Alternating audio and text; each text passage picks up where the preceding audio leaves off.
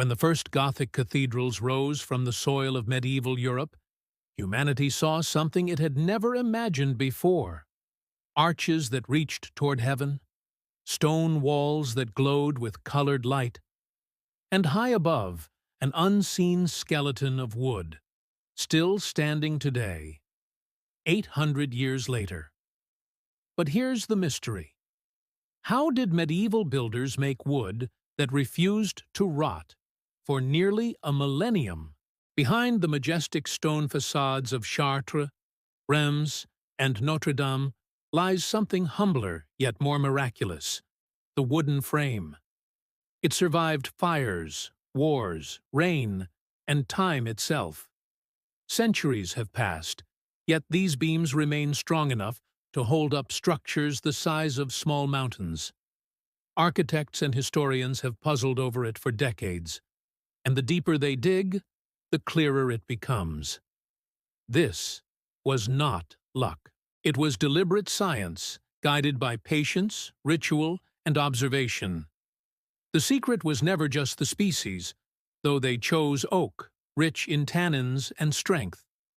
The secret was the process, a forgotten ritual known today as submersion seasoning. After felling, the green oak, heavy with sap, wasn't dried or stored.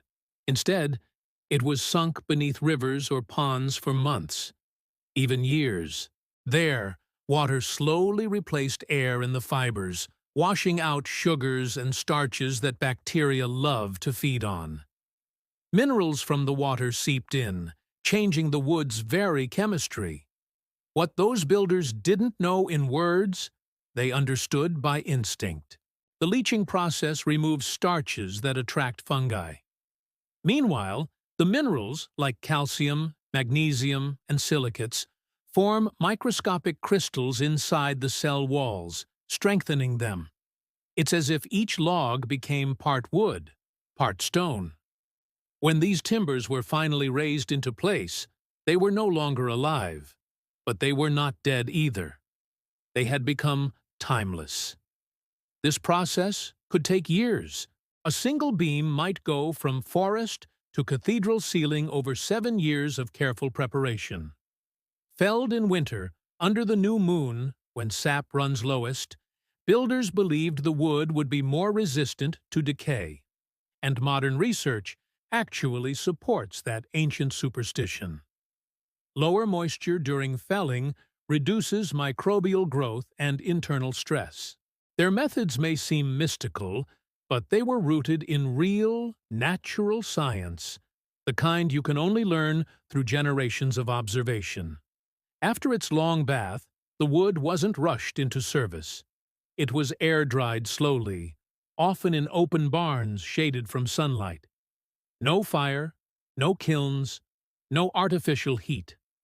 This gentle drying allowed the lignin, a natural glue in the fibers, to crystallize slowly. The result? Beams that didn't warp, crack, or split. When craftsmen finally touched them, the wood was dense, resonant, and nearly immortal. To these builders, patience was not optional. It was a philosophy. Once the beams were cut and shaped, they were sealed with natural oils, linseed, pine tar, or pitch. These oils penetrated deep into the grain, locking out moisture and sealing the strength gained through water and time. In Northern Europe, builders went a step further. They smoked the beams in curing houses, a process that infused them with creosote-like compounds. These natural chemicals killed fungi and insects, just like modern preservatives, but without any toxins. This is the same principle behind Japan's yakisugi, the art of charring wood to weatherproof it. Half a world apart, the same timeless wisdom. When the roof of Notre Dame burned in 2019, historians faced an impossible question. How do you replace 800-year-old wood? They decided the only way was to repeat the original process.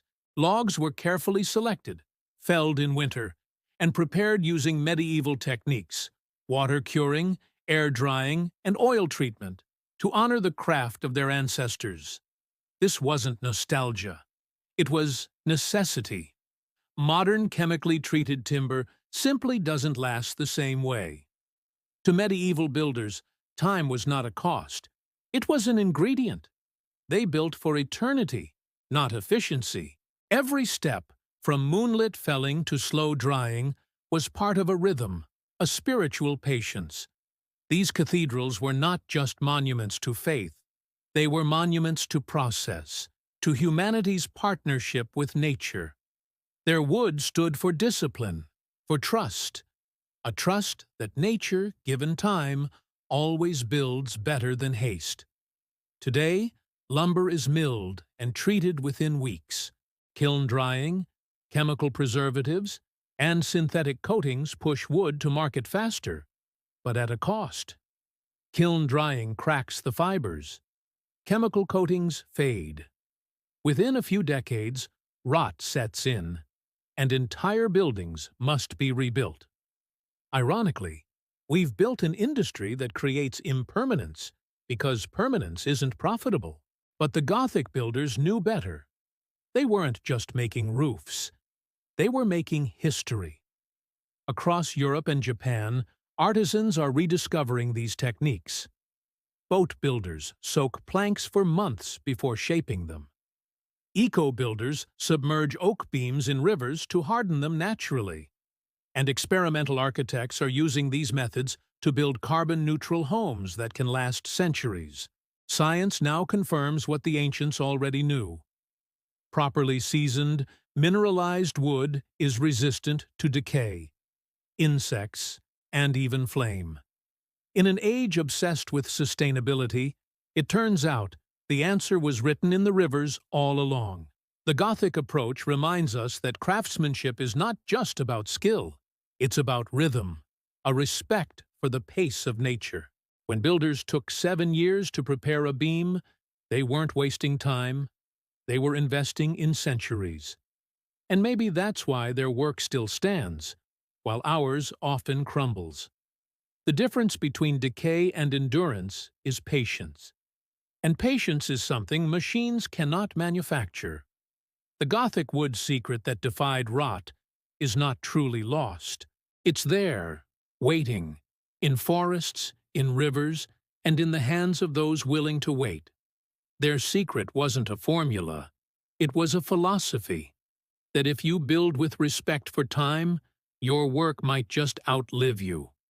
So the next time you walk beneath the vaulted roof of an ancient cathedral, remember, you're not just standing beneath stone, you're standing beneath wood that remembers rivers, winters, and hands that trusted nature more than haste. Because longevity, in buildings or in civilizations, begins with patience. Thanks for watching.